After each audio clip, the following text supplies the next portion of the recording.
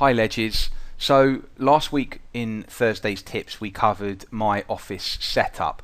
Tonight I want to talk about the markets that I trade and why I trade them, and also why I've laid them out in the specific way that I have, as you can see on the screens as I go through them tonight.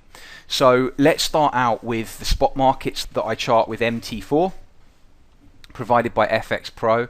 And we'll begin in the top left hand corner with the euro dollar. According to the most recent survey by the Bank of International Settlements, the euro dollar accounts for 23% of all FX transactions. So it's the most popularly traded pair. Now I have specifically placed it next to the dollar Swiss, and the simple reason for that is they tend to have a strong inverse correlation with one another. Now, one way you can check correlations between pairs is this currency correlation table, and here's the link at the top. If you click on euro dollar, which I've already selected here, and then you go and you check out the dollar Swiss, you'll see the extent of the inverse correlation here, and you can check it over specific time frames. But you can see over, say, a week it's negative 0.99, and over a month it's negative 0.98. So almost a perfect inverse correlation over those times. So what that means is the euro dollar goes up, the dollar Swiss is going to sell off. And the reason that's important for me is because you'll often find, if you're looking at both pairs, that you may say get a sell opportunity in the euro dollar that corresponds with a buy opportunity in the dollar Swiss, and I don't want to take both trades at the same time because then I'm going to be over risk. So I'm using the correlations here as a risk management tool. I tend to have more experience with the euro dollar, so I trade that, but the point is that you wouldn't want to be in both unless you're position sizing correctly, so perhaps doing half your normal risk on each pair. Now, beneath the euro dollar, I also look at the pound dollar, and then beneath that you can see the euro pound. And of course the euro pound is a cross, and what we mean by a cross is that it's a pair that doesn't have the US dollar in it, so it's a cross of two US dollar pairs. So actually I can see in a line there those three pairs. Now over here we have the dollar yen, and the dollar yen is the second most heavily traded spot pair, accounting for 17.7% of trade after the euro dollar. And then you've got two more crosses, the euro JPY and the pound JPY. Remember, these crosses are calculated as derivatives of the US dollar direct quotes. So what I mean by that is, if you take the price of pound dollar and you multiply it by the price of dollar yen, then you're going to get the price of pound yen. Okay, now to get the biggest move in, say, pound yen, you'd want pound dollar and dollar yen to be moving together. If they're pulled in opposite directions, then this cross pair can get quite choppy. I don't trade all the crosses because I find it simply too much to look at. Even looking at these markets, I miss things. And funnily enough, over the years, I've found that people tend to look at large numbers of markets because they believe it will give them more opportunities. In actual fact, the more things you look at, the more you find that you tend to miss. So I like to be quite focused, and these, as I say, are the markets that I look at. So now we can move on to the commodity currencies. The Aussie dollar here, which I've positioned above the New Zealand dollar. Now there is a strong correlation between those two pairs, as you'd expect.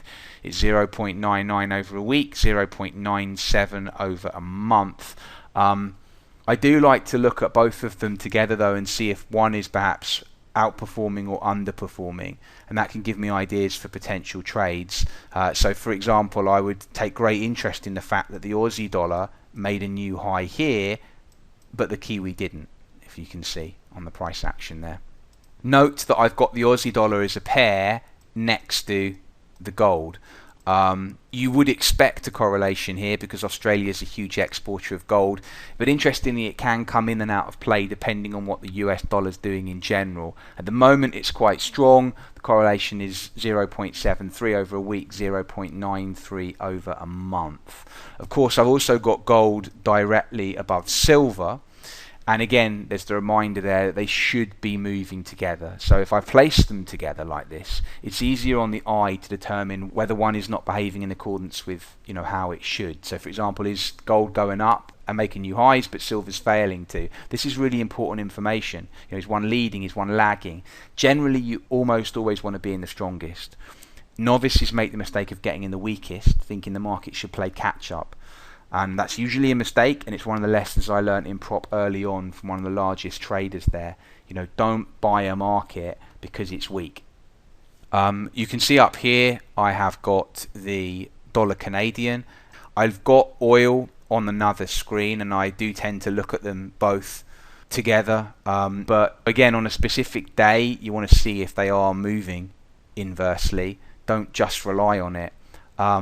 But the reasons behind the inverse correlation is that Canada is a strong exporter of crude oil. In fact, it has the world's third largest oil reserves after Venezuela and Saudi Arabia, and it's also the number one supplier to the US, which is the world's largest oil importer. So, as the price of oil goes up, then the Canadian dollar tends to get stronger, which means that the dollar Canadian tends to go down. But at the moment, the correlation's just not there. I mean, it's negative 0.10 over a week, positive 0.10 over a month. So there's not a whole lot to see on that front. If we move on to my other screen here, you'll see that I've got the S&P next to my oil chart, and these are provided by XStudy, which is the charting package for XTrader, which I run through AMP. Now the ES is the barometer of the US economy, so you really have to keep an eye on it. I don't try to hide the fact that I am not a great fan of the price action in the ES. I don't do particularly well in that market when I trade it, so I tend to watch it way more than I trade it, just for a feel for what's going on. Some people like to watch the Dow. I found more professionals watch the ES, so that's what I started doing back in prop, and I've done it ever since. Of course, the other equity market that I trade, if we move back here, is the DAX, and I have the DAX down here, and I look at it whilst I'm trading the bonds. Now traditionally there is an inverse correlation between the bonds and stock markets, and this comes back to the kind of overarching theme of risk on, risk off. As traders take risk, they tend to put money to work in the stock markets, and it's flowing out of bonds. The opposite is the risk off. So if money comes out of the stock market, bonds will see what we call a flight to quality.